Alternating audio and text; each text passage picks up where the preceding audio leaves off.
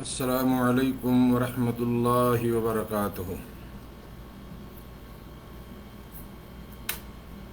الحمد للہ رب العالمین والصلاة والسلام علی اشرف الانبیاء والمرسلین نبینا محمد وعلی آلہ وصحبہ اجمعین، اما بعد۔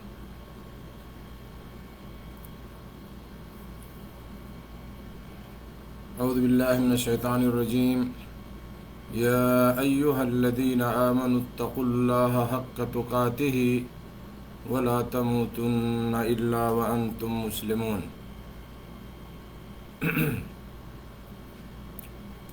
محترم ساتھیوں، دینی بھائیوں، اسلامی خواتین،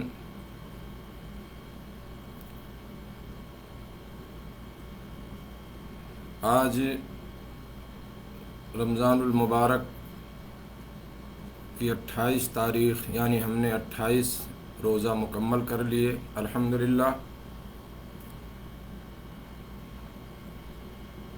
سن 1441 ہجری مطابق 21 مئی سن 2020، یہ خیر و برکت کا مہینہ میرے دوستو ہم سے جدا ہونے والا ہے۔ میرا موضوع بھی آج یہی ہے کہ ہم رمضان کو کیسے الوداع کریں۔ ایک وقت ہوتا ہے تو ہم کہتے ہیں ہم کیسے استقبال کریں رمضان کا، اور آج وہ وقت آ گیا ہے کہ جب ہم رمضان کو الوداع کہنے والے ہیں یا کرنے والے ہیں۔ بہت ہی محترم مہینہ میرے دوستو، ہو سکتا ہے کہ یہ آج رمضان کی آخری رات ہو، اس سال کے رمضان کی آخری رات ہو یہ، کیونکہ کل 29 رمضان ہے اور احتمال ہے کہ کل چاند ہو جائے۔ تو حقیقت یہ ہے کہ بڑا افسوس بھی ہو رہا ہے، اور ہر مسلمان کو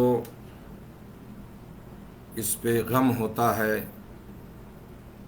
جتنی خوشی اس مہینے کے آنے پہ ہوتی ہے، ایک دوسرے کو مبارکبادیاں دی جاتی ہیں، اور ایک مسلمان خوش ہوتا ہے کہ نیکیوں کا موسم بہار آ گیا، نیکیاں کرتا ہے، اس میں اللہ کو خوش کرتا ہے، اپنے گناہوں سے معافی مانگتا ہے، کیونکہ ایک ایسا مہینہ جس میں جنت کے سارے دروازے کھول دیے جاتے ہیں، جہنم کے سارے دروازوں کو بند کر دیا جاتا ہے، شیاطین کو جکڑ دیا جاتا ہے، جو سرکش قسم کے شیاطین ہوتے ہیں۔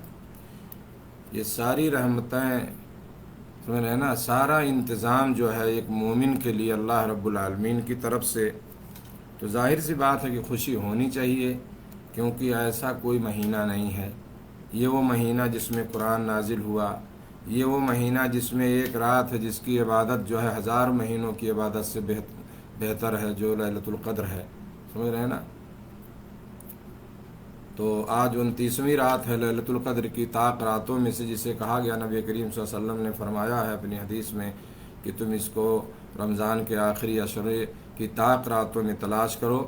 تو انہی طاق راتوں میں سے آج 29ویں کی رات ہے میرے دوستو، اور اس سے ہو سکتا ہے کہ ہماری آخری رات ہوئے رمضان کی، اس لیے ان اوقات کو جو بچے ہیں ان کو ضائع نہ کریں، عبادت میں، قرآن کی تلاوت میں، توبہ استغفار میں، ذکر و اذکار میں اس کو لگائیں، کیونکہ کوئی نہیں جانتا ہے کہ اگلا رمضان ہم کو ملے گا کہ نہیں ملے گا، سمجھ رہے ہیں نا۔ یہ رمضان کا مہینہ ختم ہو رہا ہے، اگلا رمضان کسے ملے گا کچھ نہیں معلوم۔ کتنے نئے بچے جنم لیں گے اس دنیا میں اس رمضان کے بعد، کتنے ایسے لوگ ہیں جو اس رمضان میں ہیں اس دنیا سے چلے جائیں گے، اس کا علم کسی کو نہیں ہے۔ اس لیے جو لمحات اس کے باقی بچے ہیں، ہے نا، ان لمحات، ان اوقات سے ہم بھرپور فائدہ اٹھانے کی کوشش کریں، تاکہ رب ہمارا ہم سے خوش ہو جائے۔ میرے دوستو، اپنے گناہوں سے معافی مانگی جائے، توبہ کی جائے خلوصیت کے ساتھ، سمجھ رہے ہیں نا، خضوع و خشوع کے ساتھ جو ہے عبادتیں کی جائیں، ہے نا، جو بھی وقت ملا ہے، تاکہ اللہ تعالیٰ جو ہے ہماری ان اعمال کو قبول فرمائے اور اس کے ذریعے ہمیں جو ہے ہماری مغفرت فرمائے۔ یہی جو ہے ہمارا مقصد ہے، ہر ایک مومن کا مقصد ہوتا ہے کہ ہمارے ان اعمال کے ذریعے سے ہمیں یہ چیز حاصل ہو جائے، یعنی اللہ رب العالمین کی مغفرت، اس کی رضا اور اس کی خوشنودی۔ میرے دوستو، اس مہینے میں تقریباً ہر مسلمان کی کوشش ہوتی ہے کہ زیادہ سے زیادہ نیک عمل کرے، الا یہ کہ کچھ لوگ ایسے ہیں جو اس مہینے کی عظمت اور اہمیت کو نہیں سمجھتے اور اسے ضائع کر دیتے ہیں۔ تو اب ضائع کرنے کے بعد وہ جتنا بھی کوشش کر لیں وہ وقت انہیں نہیں ملنے والا، صرف اور صرف جو ہے افسوس ہی ہوگا اور کچھ نہیں ہوگا۔ تو ہے نا، جنہوں نے اسے ضائع و برباد کیا، رمضان کی قدر نہیں کی، ان کے لیے صرف افسوس ہی افسوس ہوگا جو ہے۔ یہ مہینہ میرے دوستو، رمضان کا جو مہینہ ہے یہ ختم ہو رہا ہے، اور اس مہینے سے دو قسم کے لوگ نکلتے ہیں۔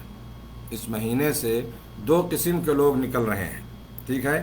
ایک تو ایسی جماعت، ایک ایسا فریق یا ایسے لوگ جنہوں نے اپنے رب کے حقوق کو ادا کیا، ایمان و احتساب کے ساتھ رمضان کے روزے رکھے، سن رہے ہیں؟ جیسا کہ حدیث میں من صام رمضان ایمانا و احتسابا غفر له ما تقدم من ذنبه، جو شخص جو ہے ایمان اور ثواب کی نیت کے ساتھ جو اگر رمضان کے ثواب کی نیت کر کے، یعنی جو اللہ سے ثواب کی امید کرتے ہوئے جو ہے وہ رمضان کے روزے رکھتا ہے تو اس کے پچھلے گناہ معاف بخش دیے جاتے ہیں۔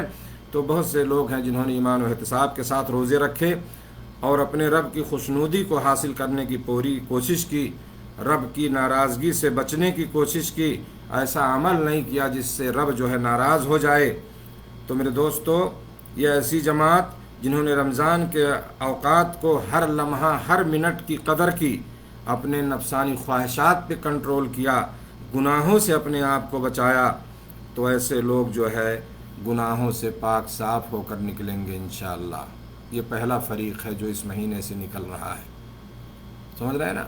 جیسے کسی یونیورسٹی میں، کسی مدرسے میں، کسی کالج میں لوگ پڑھتے ہیں، تو اس طرح سے جو لوگ نکلتے ہیں، ہے نا، اور اس طرح سے تخرج ہوتا ہے، جو فارغ ہوتے ہیں ڈگریاں لے کر کے، بہت خوش ہوتے ہیں کہ مجھے ڈاکٹری کی ڈگری مل گئی، مجھے فلاں کی ڈگری مل گئی، مجھے فلاں کی ڈگری مل گئی، سمجھ رہے ہیں نا۔ تو ایسے اس مہینے سے جنہوں نے، جو ایک تربیت کا مہینہ رمضان کا، تعلیم کا مہینہ جس سے بہت کچھ سیکھنے کو ملتا ہے، اور اس مہینے کو اچھی طرح سے گزار کر کے، جیسا کہ میں نے ابھی بتایا، تو یہ جماعت جب نکلتی ہے تو اسے لگتا ہے کہ انشاءاللہ اللہ تعالیٰ ان کے گناہوں کو بخش دے گا، کیونکہ اس نے ایسا عمل کیا ہے کہ اللہ سے امید بھی ہے اسے کہ اللہ تعالیٰ ضرور اس کو قبول فرمائے گا جو ہے۔ دوسرا فریق جو رمضان سے نکلتا ہے، جس نے اپنے نفسانی خواہشات کی اتباع کی، سمجھ رہے ہیں، نفسانی خواہشات کی اتباع کی، پیروی کی، جیسا اس کا دل کہا اس طرح سے وہ کر رہا ہے، اسی طرح سے وہ چل رہا ہے، سمجھ رہے ہیں نا، اسی طرح سے اپنے رمضان کو گزارا، ہے نا۔ رمضان کے دن اور راتوں کو لہو و لعب میں، کھیل تماشا میں گزارا، غفلت میں گزارا، سمجھ رہے ہیں نا۔ اپنی آنکھوں اور کانوں کو اس نے آزاد چھوڑ رکھا تھا، غلط اور حرام چیزوں کو دیکھتا رہا، کانوں سے غلط چیزوں کو سنتا رہا، سمجھ رہے ہیں نا۔ رمضان کی حرمت کا اس نے پاس و لحاظ نہیں کیا، نہ رمضان کے حق کو سمجھا، نصیحتیں کی جاتی لیکن ان نصیحتوں کا اس پہ کوئی اثر نہیں ہوا، سمجھ رہے ہیں نا۔ دروس دیے جاتے، سمجھائے جاتے، سمجھ رہے ہیں نا، ساری چیزیں ہو رہی تھیں لیکن وہ غفلت میں پڑا رہا جو ہے۔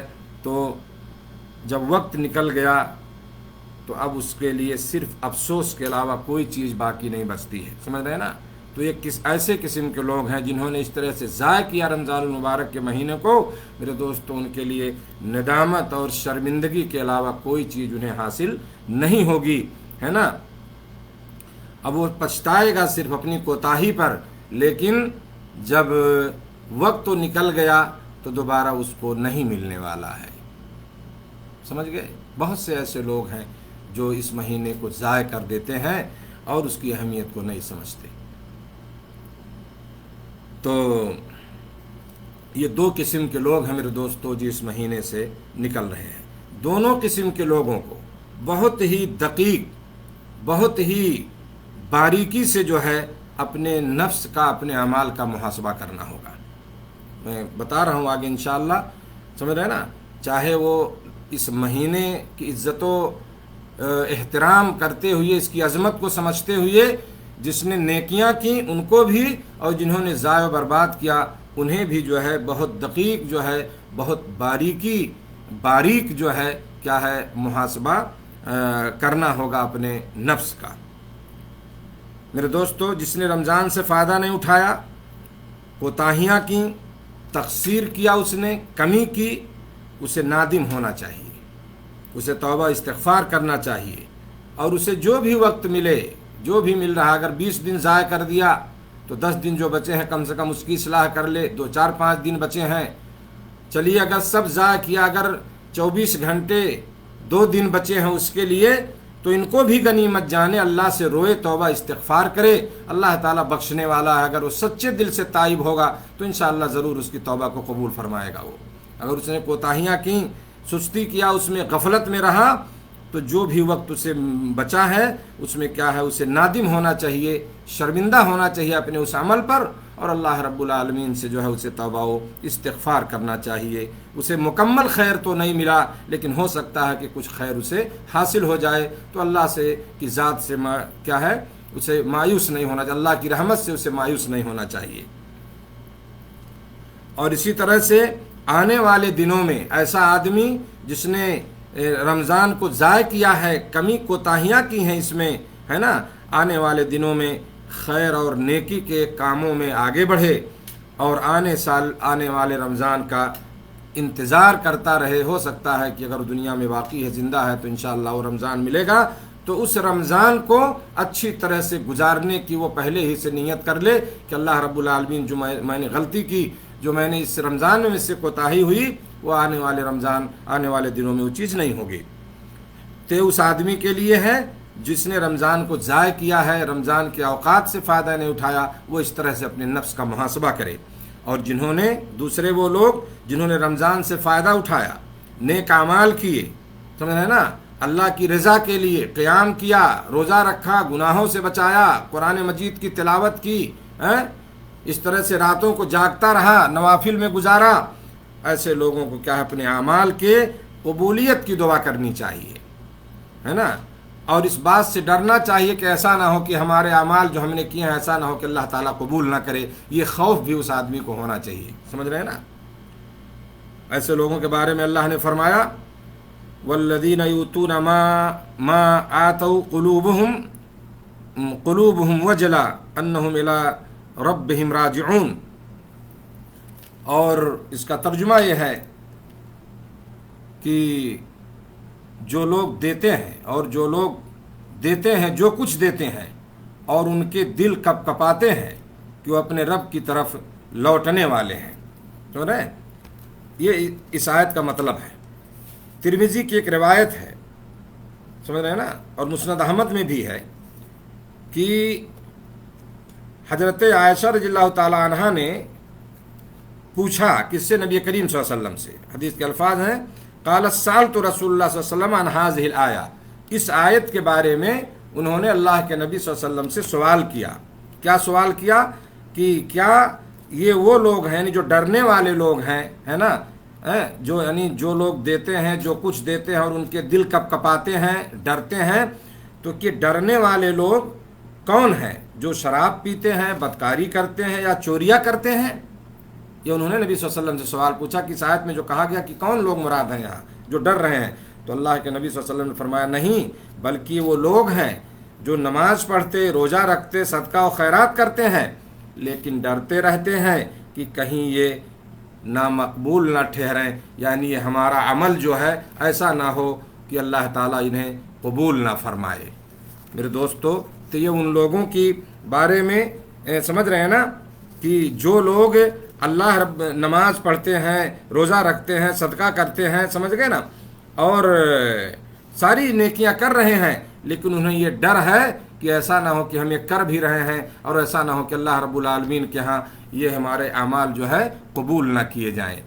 تو ایک عمل کرنے والا ایک وہ آدمی جس نے رمضان میں اچھی طرح عمل کیا ہے، تو انہیں کیا ہے، اس بات سے انہیں خوف بھی ان کے دل میں ہونا چاہیے کہ کہیں ایسا نہ ہو کہ ہمارے اعمال اللہ کے ہاں قبول نہ کیے جائیں، تو یہ خوف بھی ان کے اندر ہونا چاہیے۔ اور اس کے ساتھ ساتھ انہیں دعا بھی کرنی چاہیے کہ اللہ رب العالمین جو ہے ہمارے ان اعمال کو قبول فرمائے، جو بھی ہم نے کہ روزے کی حالت میں، روزے رمضان کے مہینے میں، سمجھ رہے ہیں نا، قیام سیام جو بھی کیا اللہ تعالیٰ تو اس کو جو ہے قبول فرما۔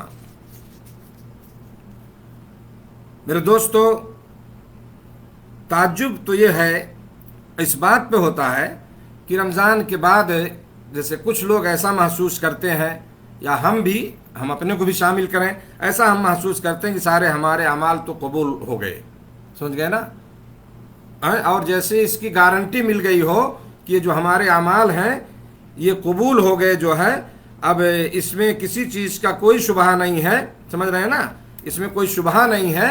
اور اس طرح سے ایک آدمی جو ہے بالکل اس طرح خیال کرتا ہے اور اس کے ذہن میں یہ چیز آتی ہے کہ جیسے بالکل جو ہم نے کیا وہ اللہ کے ہاں قبول ہو گیا جو ہے۔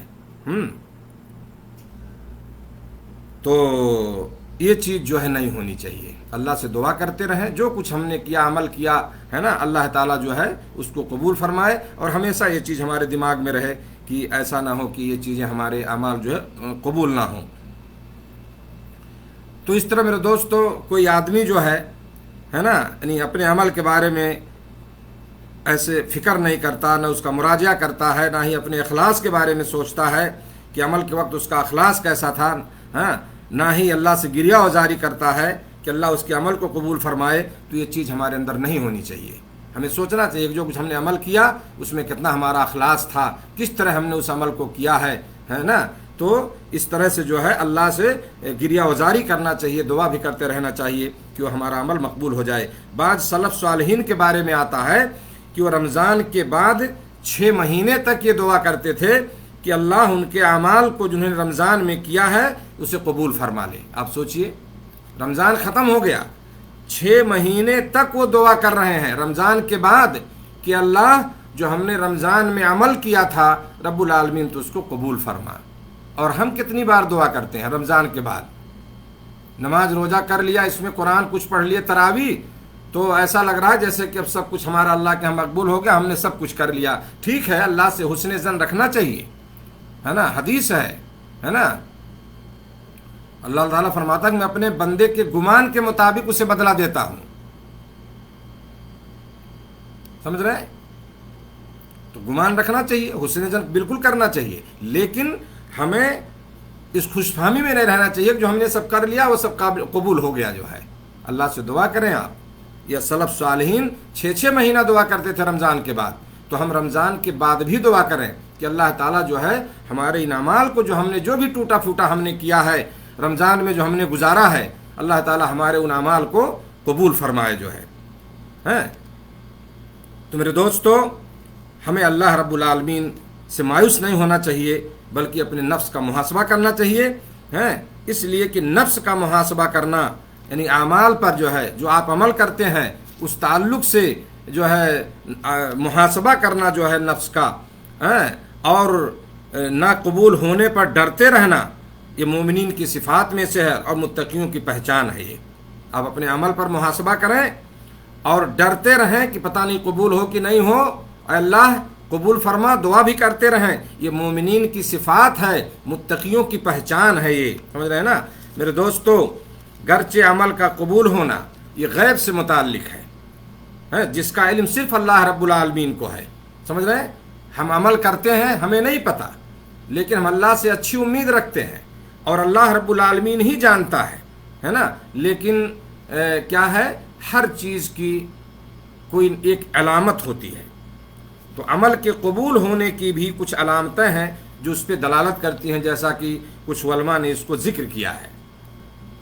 نیک اعمال کے قبول ہونے کی یہ علامتوں میں سے ہے، علامتوں میں سے اس کی پہچان میں سے یہ ہے کہ آپ نیک عمل کرتے ہو تو اس کی پہچان میں سے یہ چیز ہے کہ اس عمل پہ مداومت کیا جائے، ہمیشگی کیا جائے جو ہے، یعنی اس کو چھوڑا نہ جائے. سمجھ رہے ہیں نا.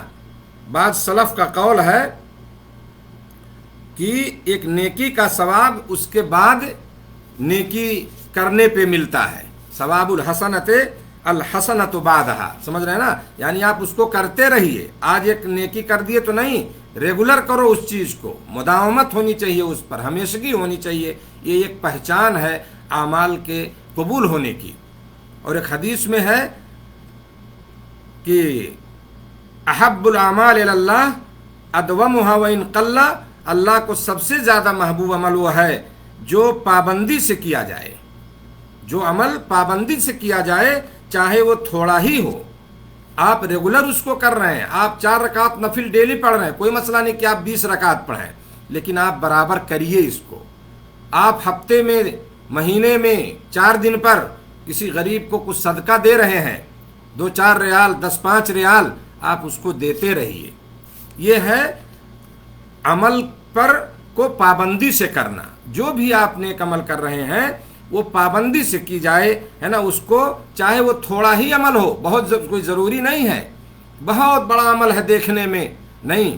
آپ معمولی عمل کر رہے ہو لیکن اس عمل میں جو ہے پائیداری ہونی چاہیے اور مسلسل آپ اس عمل کو کریں تو انشاءاللہ یہ اس عمل کے قبول ہونے کی علامتوں میں سے ہے. تو اسی طرح میرے دوستو، نیک اعمال، اعمال صالحہ کو، نیک اعمال جو ہے برابر کرتے رہنا چاہیے. اور اس کے بہت سارے فوائد ہیں، اس کے بہت سے فوائد ہیں.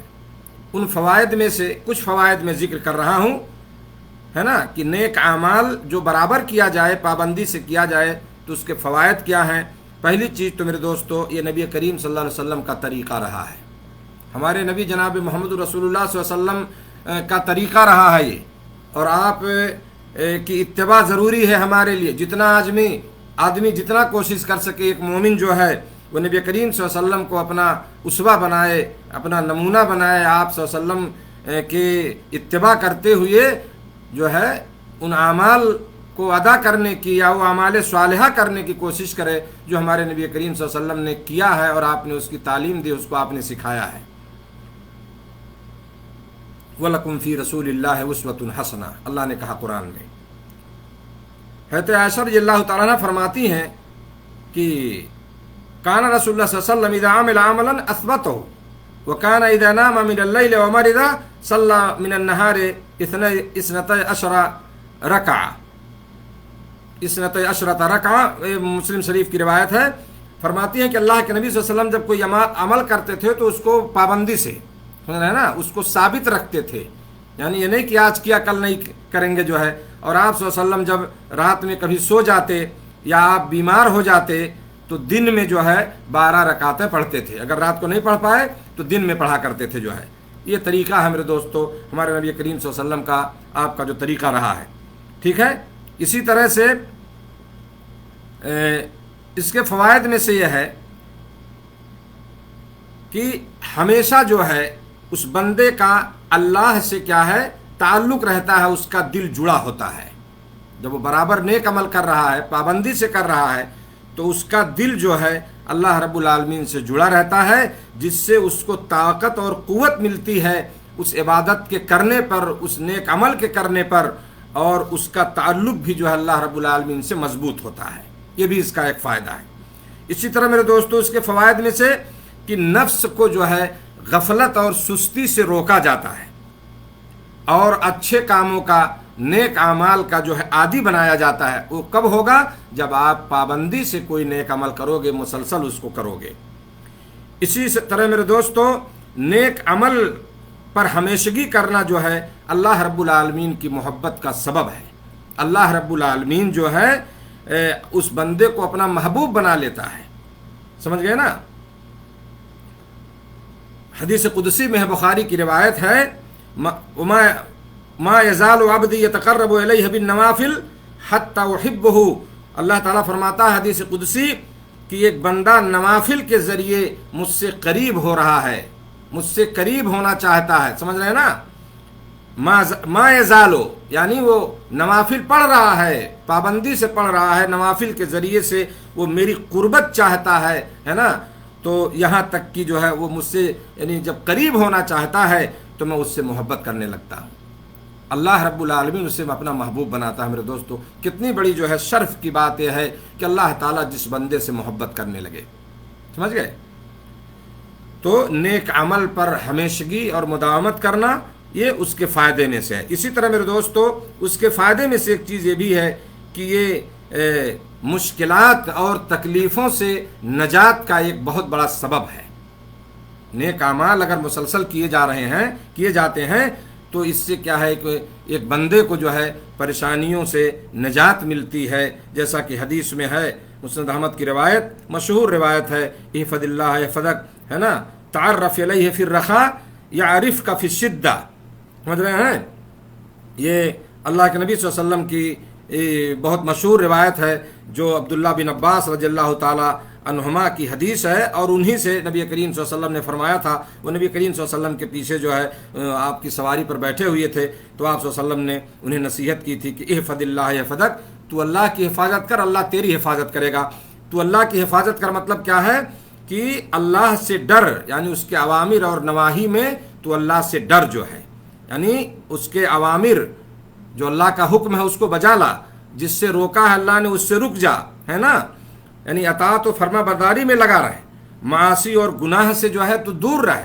تو گویا کہ اس طرح سے تو اللہ کی حفاظت کر رہا ہے، تو ایسا جب تو کرے گا تو اللہ تعالیٰ تیری حفاظت کرے گا، سمجھ گئے نا، اللہ تیری حفاظت کرے گا، سمجھ گئے؟ یعنی اللہ رب العالمین جو ہے تجھے تمام قسم کی بیماریوں سے اور کیا ہے تکلیف سے جو ہے تیری حفاظت کرے گا، پریشانیوں سے بچائے گا، سمجھ گئے نا، اور برائیوں سے تیری حفاظت کرے گا۔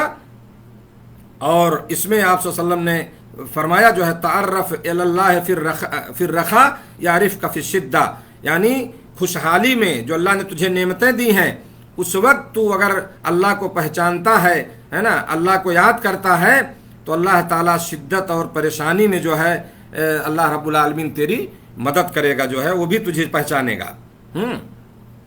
یعنی جب تو اللہ نے جو تجھے نعمتیں دی ہیں اس نعمت کو اس کا صحیح استعمال تو کرے گا، خوشحال ہے اس وقت اگر تو اللہ رب العالمین کو یاد کرتا ہے نا، تو اللہ رب العالمین جو ہے شدت کے وقت پریشانی میں، ہے نا، اللہ رب العالمین تیری حفاظت کرے گا جو ہے، اور تجھے نجات ملے گی اس پریشانی اور تکلیف سے۔ تو یہ جو ہے عمل کرنا، نیک اعمال جو ہے میرے دوستو شدائد اور تکلیف اور پریشانی سے نجات کا سبب ہے۔ اسی طرح سے حسن خاتمہ کا بھی سبب ہے کہ آدمی اگر نیک عمل کرتا ہے، برابر پابند ہے اس کا، تو اس کا خاتمہ جو ہے اچھا خاتمہ ہوگا، اور حسن خاتمہ کی بھی یہ دلیل ہے۔ اور اسی طرح میرے دوستو یہ اللہ کے جو مومن بندے ہیں ان کی صفت بھی ہے، جیسا کہ اللہ نے فرمایا الذین هم علی صلاتہم دائمون، جو لوگ جو ہے وہ لوگ جو کہ اپنی نمازوں پر ہمیشگی کرنے والے ہیں، سمجھ رہے ہیں نا۔ تو مداومت، ہمیشگی، پابندی نیک اعمال پر یہ بہت ہی مفید چیز ہے، جیسا کہ میں نے اس کے چند فوائد جو ہے آپ کے سامنے رکھے اور آپ کو بتایا جو ہے۔ تو میرے دوستو ہمیں رمضان کے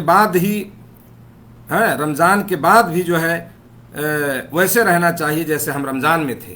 رمضان کے ایام گزر گئے، چند ایک دن ہو سکتا ہے سعودی عرب کے حساب سے ایک دن اور باقی ہے نا، تو جس طرح سے ہم نے رمضان میں کیا ہے اعمال سے اپنے آپ کو مزین کیا، اپنے ایمان کو زینت بخشا، اپنے ایمان کو مزین کیا، ہے نا، تو جب یہ مہینہ ختم ہو جائے تو اس کے بعد بھی ہمیں ایسے رہنا چاہیے جیسے ہم رمضان کو گزارے ہیں۔ ایسا نہ ہو کہ آپ نے رمضان میں کوئی چیز تیار کی، کچھ بنایا، اور اس کو آپ نے رمضان کے بعد خود اپنے ہاتھوں سے ڈھا دیا، اس کو منہدم کر دیا، گرا دیا اس کو۔ ایسا نہیں ہونا چاہیے، سمجھ رہے ہیں؟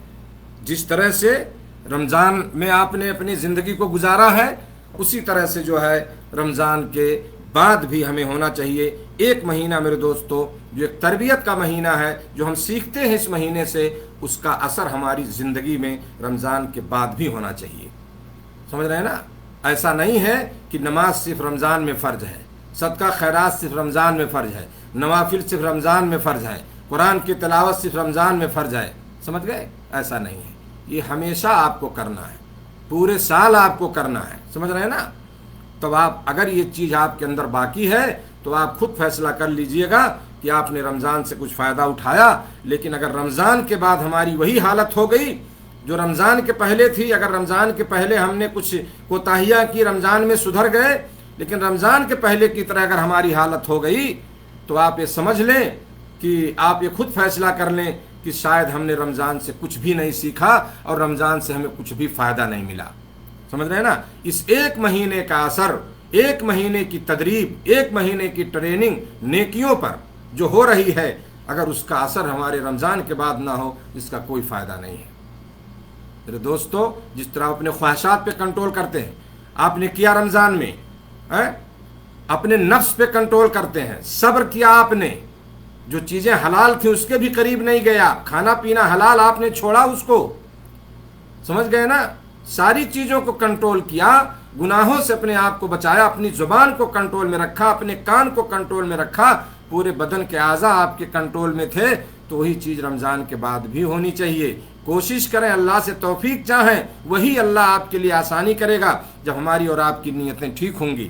تو ہمیں جو رمضان سے ہم نے سیکھا ہے میرے دوستو، میں بڑے ادب کے ساتھ کہوں گا نصیحتاً کہ میں اپنے لیے بھی اور آپ لوگوں کو بھی کہ ہم اس پر مکمل عمل کریں اور اسی طرح سے عمل کرتے رہیں جیسے ہم نے رمضان میں عمل کیا ہے. اللہ رب العالمین سے توبہ کریں، استغفار کریں، جو اوقات بچے ہیں رب سے بخشش طلب کریں، اپنے گناہوں کی معافی چاہیں. کہیں ایسا نہ ہو کہ رمضان پا کر کے ہماری مغفرت نہ ہو سکے، ہماری بخشش نہ ہو سکے. تو جبریل کا، حضرت جبریل علیہ السلام کا وہ قول جو آپ نے نبی صلی اللہ علیہ وسلم سے کہا تھا کہ جو آدمی جسے رمضان کا مہینہ ملے اور اس کی بخشش نہ ہو پائے، وہ اپنی بخشش اور مغفرت نہ کر پائے اللہ رب العالمین سے، اس آدمی کے لیے بربادی ہے. سمجھ رہے ہیں نا؟ تو آپ صلی اللہ علیہ وسلم نے اس پہ آمین کہا تھا. تو کہیں ایسا نہ ہو کہ ہم اس لسٹ میں ہمارا نام ہو جائے جو رمضان کے ناکام لوگ ہوں. اللہ سے دعا کریں، استغفار کریں، توبہ کریں کہ اللہ رب العالمین ہماری مغفرت فرما دے، ہماری مکمل طور سے ہماری بخشش ہو جائے اور یہ مہینہ ختم ہو تو بالکل ہم گناہوں سے پاک ہو کر کے نکلیں اس مہینے سے. سمجھ رہے ہیں نا؟ کس لمحے آپ کی توبہ اللہ قبول کر لے کوئی نہیں جانتا ہے. ابھی وقت ہے آپ کے پاس، ہمارے پاس ٹائم ہے، ابھی تھوڑا جو کچھ بچا ہے اس سے فائدہ اٹھا کر اللہ سے رو لیں، اپنے گناہوں کی معافی چاہ لیں، اپنے گناہوں کی بخشش کروا لیں. ہے نا؟ میرے دوستو، رمضان نے بہت کچھ سکھایا ہمیں. راتوں کا قیام، تلاوت قرآن، صدقہ خیرات، اللہ سے ڈرنا، رونا، یہ ساری چیزیں جو ہے اس کا اثر ہمارے اوپر رہے رمضان کے بعد. یہ میری ایک گزارش، میری ایک نصیحت ہے اپنے ان تمام بھائیوں سے جو میری اس بات کو یا میری اس تقریر کو سن رہے ہیں. دنیا میرے دوستو چند دن کی ہے، انشاءاللہ 2 منٹ میں اپنی بات ختم کروں گا. دنیا یہ چند دن کی ہے. موت کو یاد کریں، کچھ نہیں پتہ ہے. آج مہاماری ہے، کورونا جیسی بیماری نے بہت سارے لوگوں کو ہمیشہ کے لیے جو ہمیشگی کی نیند سلا دیا. موت کے آگوش میں چلے گئے لوگ. سمجھ گئے نا؟ بہت سے ایسے مسلمان جو اس مرض کے شکار ہوئے اور انہیں مہینہ نصیب نہیں ہوا. انہیں کبھی نہیں سوچا تھا کہ بیماری آئے گی، مہاماری ہوگی اور اس کے ہم شکار ہو جائیں گے اور ہم رمضان کی فضیلت سے کیا ہے ہم محروم ہو جائیں گے، وہ مہینہ ہم کو نہیں ملے گا. کسی نے نہیں سوچا ہوگا، لیکن چلے گئے اس دنیا سے. تو موت میرے دوستو یہ کسی کو نہیں چھوڑے گی. آج یا کل ہر آدمی کو اس دنیا کو چھوڑنا ہے. کل نفس ذائقۃ الموت، اللہ نے فرمایا قرآن میں، ہر نفس کو موت کا مزہ چکھنا ہے. کثرت سے موت یاد کریں. آپ جب آپ موت یاد کریں گے تو موت آپ کو آخرت یاد دلائے گی. کثرت سے ہمیں موت کو یاد کرنا چاہیے اور یہ سوچنا چاہیے کہ دنیا کی زندگی کچھ نہیں ہے.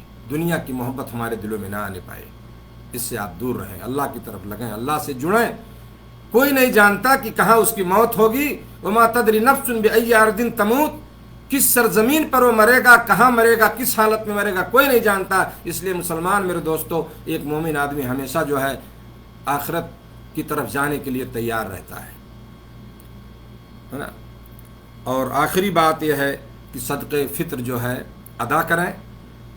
اور رمضان کے ختم ہونے کے بعد جب عید کا چاند ہوتا ہے تو چاند کے بعد سے یہ نکالنا چاہیے. اور اس کا افضل وقت ہے کہ صبح میں یعنی فجر کے بعد سے کیا ہے عیدگاہ جانے تک اس کو دیا جائے. لیکن اس کا جائز وقت بھی جو ہے علماء نے بتایا ہے، جیسا کہ بعض صحابہ کے عمل سے ثابت ہے یہ کہ عید کے ایک دن پہلے یا 2 دن پہلے تک اسے نکالا جا سکتا ہے. تو عید کے 1 دن 2 دن پہلے، اب مان لیجیے اگر 29 ہے کل تو ہمارے لیے صرف 1 دن بچا ہے. ہو سکتا ہے پہلے آسانیاں تھیں کہ غربا اور مساکین فقراء جو ہے مل جاتے تھے ہم کو مسجدوں کے پاس اور کہیں. ابھی لاک ڈاؤن میں تھوڑی مشکل ہے، تو آپ کل ہی دن میں نکال دیں، عید سے پہلے ہی 1 دن دے دیں، ہے نا، کیونکہ ہمارے لیے 1 دن بچا ہے. اگر کل چاند ہو گیا تو اس میں کوئی حرج نہیں ہے. اور انشاءاللہ العزیز جو ہے وہ صدقہ فطر جو ہے آپ کا اللہ تعالیٰ کے ہاں قابل قبول ہوگا جو ہے.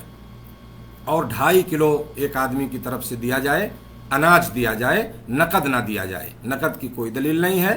جو اللہ کے نبی صلی اللہ علیہ وسلم کی جو حدیث ہے اس میں جن چیزوں کا بیان ہے وہ سب کھانے والی چیزیں ہیں. جس ملک میں جو چیز کھانے میں استعمال ہوتی ہو وہی چیز جو ہے ہمیں دینی چاہیے. تو آپ جو ہے چاول ہے، گیہوں ہے، جو ہمارے ملکوں میں کھایا جاتا ہے نا، تو اچھے قسم کا ردی چیزیں نہ دی جائیں. اللہ نے فرمایا قرآن میں لن تنالوا البر حتى تنفقوا مما تحبون، تمہیں نیکی اس وقت نہیں ملے گی، اس وقت تک نہیں پا سکتے جب تک تم اپنی پسندیدہ چیز کو خرچ نہ کرو. تو اللہ کے راستے میں جب خرچ کرنا ہے تو وہ چیز خرچ کی جائے جو آپ پسند کرتے ہیں. جو چاول آپ کھانا پسند کرتے ہیں وہی چاول اور وہی اسی قسم کا اناج جو ہے وہ غریبوں اور فقیروں کو میرے دوستو دیا جائے. ٹھیک ہے، تو گھر کے ہر فرد کی طرف سے ہوگا، اور چاہے بچہ ہو، بوڑھا ہو، جوان ہو، مرد ہو، عورت ہو، سب کی طرف سے نکالا جائے گا یہ. اور اسی طرح سے ایک مسئلہ یہ ہے کہ آپ جس ملک میں ہیں اسی ملک میں دیں. آپ جس ملک میں ہیں اسی ملک میں ادا کریں، ہے نا. یہی صحیح مسئلہ ہے. الا یہ کہ کوئی ضرورت ایسی پڑ جائے کہ باہر آپ کو بھیجنا پڑے، وہاں زیادہ لوگ مستحق ہیں، زیادہ ضرورت ہے ان کو جہاں آپ ہیں وہاں کے بنسبت، تو ایسی صورت میں آپ اس کو باہر بھی بھیج سکتے ہیں. لیکن شرط یہ ہے کہ اگر آپ رقم بھیجتے ہیں، پیسہ بھیجتے ہیں نقد کی شکل میں، تو وہاں لوگوں کو آپ وکیل بنائیں کہ وہ اس کا غلہ اور اناج خرید کر کے جو ہے لوگوں میں تقسیم کریں. نقدی صورت میں اس کو نہ دیا جائے. اور اسی طرح سے جو ہے عید کی تکبیرات کو بھی آپ پڑھتے رہیں. جب عید کا چاند ہو جائے تو آپ جو ہے عید کی نماز اب تو اس سال دیکھیے اپنے گھروں میں ہی پڑھنی ہوگی، لیکن تکبیرات کو ہم پڑھتے رہیں گے. اللہ اکبر، اللہ اکبر، لا الہ الا اللہ، اللہ اکبر، اللہ اکبر، وللہ الحمد. تو اس قسم کی جو اور تکبیریں ہیں اس کو پڑھتے رہیے گا. ٹھیک ہے. اور آخری بات یہ ہے کہ شوال کے 6 روزوں کی بڑی فضیلت ہے. رمضان کا مہینہ ختم ہونے کے بعد تو شوال کے 6 روزوں کو بھی آپ رکھیں اور اس کے رکھنے کی آپ کوشش کریں. انشاءاللہ 1 مہینہ ہم روزہ رکھ لیتے ہیں تو اللہ تعالیٰ جو ہے ہمارے لیے اس کو بھی آسان کرے گا. یہ ایک عادت بنی ہوئی ہے. ابھی عام طور سے لوگوں کی ڈیوٹیاں بھی نہیں ہیں، اپنے گھروں میں بیٹھے ہیں، تو بڑی آسانی ہے. آپ عید کے دن تو نہیں رکھ سکتے، عید کے دن تو روزہ رکھنا جائز نہیں. اس کے بعد سے آپ جو ہے شروع کریں اور 6 روزے کانٹینیو اگر مکمل کر لیں گے تو میرے خیال سے بہتر ہوگا. اس لیے کہ بھی ایک عادت ہماری بنی ہوئی ہے. ویسے شوال کے جو 6 روزے ہیں اس کو ناگا کر کے بھی آپ رکھ سکتے ہیں، کوئی حرج نہیں ہے. آج آپ نے رکھا، پھر کل چھوڑ دیا، 2 دن بعد رکھ لیا، پھر رکھ لیا، اس طرح اس مہینے میں اس کو مکمل کیا جانا چاہیے. لیکن میں یہ کہہ رہا ہوں کہ بھی ایک عادت بنی ہوئی ہے، اگر اسی وقت اس کو ہم رکھ لیں گے تو انشاءاللہ بہتر ہوگا. اور اس کا ثواب یہ ہے کہ اللہ کے نبی صلی اللہ علیہ وسلم نے فرمایا جس آدمی نے رمضان کے روزے رکھے اور اس کے ساتھ جو ہے شوال کے 6 روزوں کو رکھا، یعنی رمضان کے بعد من صام رمضان ثم اتبعہ 6 من شوال کان لہ کصیام الدہر او کما کان نبی صلی اللہ علیہ وسلم، کہ جو آدمی رمضان کے روزے رکھے اور اس کے ساتھ جو ہے شوال کے 6 روزوں کو ملا لے تو گویا کہ اس نے پورے سال اس نے روزہ رکھا. تو یہ چند باتیں تھیں میرے دوستو جو میں نے نصیحتاً ذکر کی ہیں رمضان کے الوداعی موقع پر، ہے نا. اور اللہ سے میں دعا کرتا ہوں کہ رب العالمین جو ہے ہمیں زیادہ سے زیادہ نیک عمل کرنے کی توفیق عطا فرمائے. رب العالمین ہم نے جو اس مہینے میں جو اعمال کیے ہیں یا پروردگار تو اس کو جو ہے قبول فرما. اللہ تعالیٰ جو ہمارے گناہ ہیں، کچھ کمیاں کوتاہیاں ہوئی ہوں، رب العالمین تو اسے معاف فرما دے. تو ہمیں یہ دعا کرنی چاہیے اور اس سے جو ہے اس وقت سے ہم فائدہ اٹھائیں. اور آج 29ویں کی رات ہے، یہ طاق راتوں میں سے، لیلۃ القدر کی راتوں میں سے، تو اس کو بھی ہم اس رات میں قیام کریں، عبادت کریں، قرآن کو پڑھیں، توبہ استغفار کریں، ذکر و اذکار کریں. اور آخری بات میرے دوستو کہ اللہ رب العالمین سے ہم دعا بھی کریں، یہ مہینہ ختم ہو رہا ہے، کہ اللہ رب العالمین جو ہے ہم تمام لوگوں کو اس مہاماری سے، جو مہاماری پھیلی ہوئی ہے ہاں پوری دنیا میں، ہم جہاں ہیں سعودی عرب میں خاص طور سے، یہاں بھی دن بدن جو ہے اس میں اضافہ ہوتا جاتا ہے، ہمارے ملکوں میں تعداد بڑھ رہی ہے، تو اللہ رب العالمین جو ہے ہم سب کی حفاظت فرمائے ہیں، اور اس بیماری کا رب العالمین جلد جو ہے خاتمہ فرمائے۔ تو میرے دوستو بڑا اچھا مہینہ تھا، اور بہت ہی سمجھیے کہ جو دعوتی کام ہوئے اس مہینے میں، بہت سارے دعات اس میں لگے رہے، اور دروس اور کا سلسلہ جاری رہا، آپ لوگوں تک کوشش کیا دعات نے، ہم سارے لوگوں نے، کہ قرآن و حدیث کی باتیں کسی طرح پہنچائی جا سکیں، تو الحمدللہ ایک کوشش کی گئی ہے۔ اللہ سے دعا کریں کہ اللہ تعالی ہماری ان کوششوں کو قبول فرمائے، اور ہم جتنے بھائیوں نے اس پروگرام کو سنا ہے اور پورے مہینے سنا ہے، جڑے تھے ان لائیو پروگراموں سے، اللہ تعالیٰ ان کے اس سننے کو رب العالمین قبول فرمائے، اور ہم سب کے لیے اس کو جو ہے ذریعہ نجات بنائے۔ وجزاکم اللہ خیراً، والسلام علیکم ورحمۃ اللہ وبرکاتہ۔ انشاءاللہ العزیز رمضان کے بعد بھی دروس کا سلسلہ جاری رہے گا، اور آپ لوگ جو ہے جڑیں گے تو انشاءاللہ ہماری بھی دل جوئی ہوگی، اور آپ لوگ بھی اس سے انشاءاللہ فائدہ اٹھائیں گے۔ اللہ ہم سب کو دین کے کام کی اور تبلیغ دین کی رب العالمین ہم سب کو توفیق عطا فرمائے۔ وجزاکم اللہ خیراً۔